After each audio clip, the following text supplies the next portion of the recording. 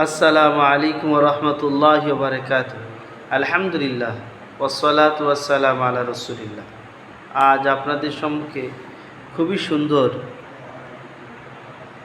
হজরতে আবুজার রদিয়াল্লাহু তাআলা আনহু, হজরতে আবুজার গিফারি রদিয়াল্লাহু তাআলা আনহু রসুল পাক সাল্লাল্লাহু আলাইহি সাল্লামের কাছে একটা নালিশ করেছিলেন।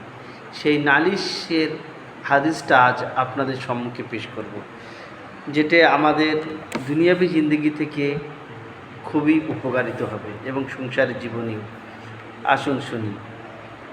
আন আবি যার রাদিয়াল্লাহু তাআলা আনহু قال قلت يا رسول الله ذهب الأغنياء بالأجر يصلون ويصومون ويحجون قال أنتم تصلون وتصومون وتحجون قلت يتصدقون ولا نتصدق قال وأنت فيك صدقة رفعك العزم عن الطريق صدقة وهدايتك طريق صدقة وعونك الضعيف بفضل قوتك صدقة وبيانك عن الأرسم صدقة ومبازعتك امرأتك صدقة قال قلت يا رسول الله نأتي شهوتنا ونؤجر قال أرأيت لو جعلته في حرام أكان تأسم قال قلت نعم قال تحتسبون بالشر ولا تحتسبون بالخير।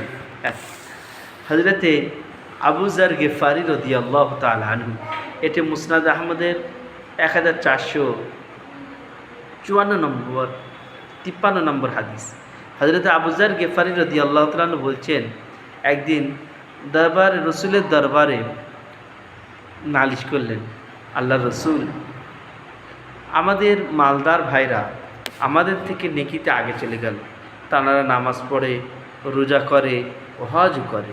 নবী করিম সাল্লাল্লাহু আলাইহি সাল্লাম বললেন, এই কাজ তো তোমরাও করো।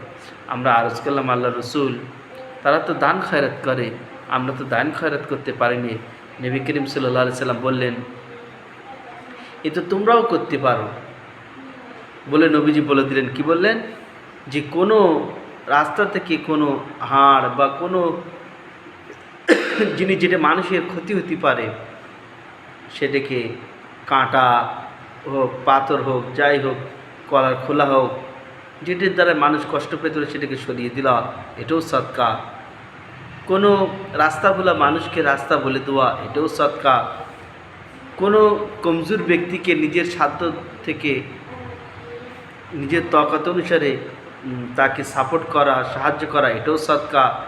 কোনো বুবা ব্যক্তিকে, মানে যার কথা খুব স্পষ্ট বোঝা যাচ্ছে না, তার কথাটাকে বিশ্লেষণ করে দেওয়া, অপরকে বুঝিয়ে দেওয়া, সেটাও সদকা।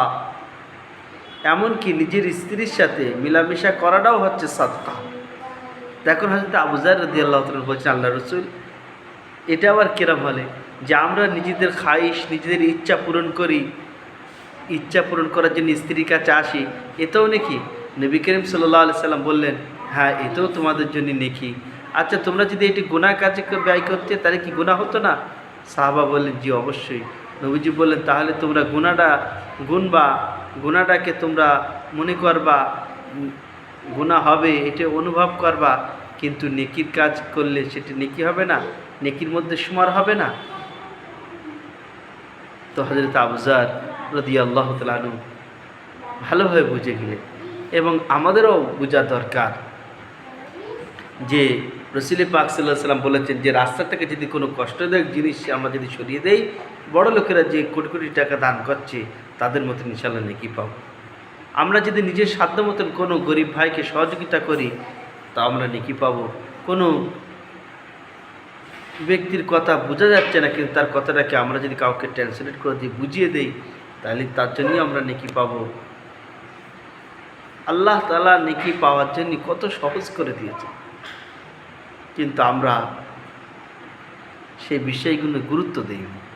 আসুন, আজ থেকে আমরা গুরুত্ব দিয়ে এই সমস্ত নেকির কাজগুলো নেকি মনে করে করা আল্লাহ তাআলা আমাকে আপনাকে তৌফিক দান করবেন। আমিন।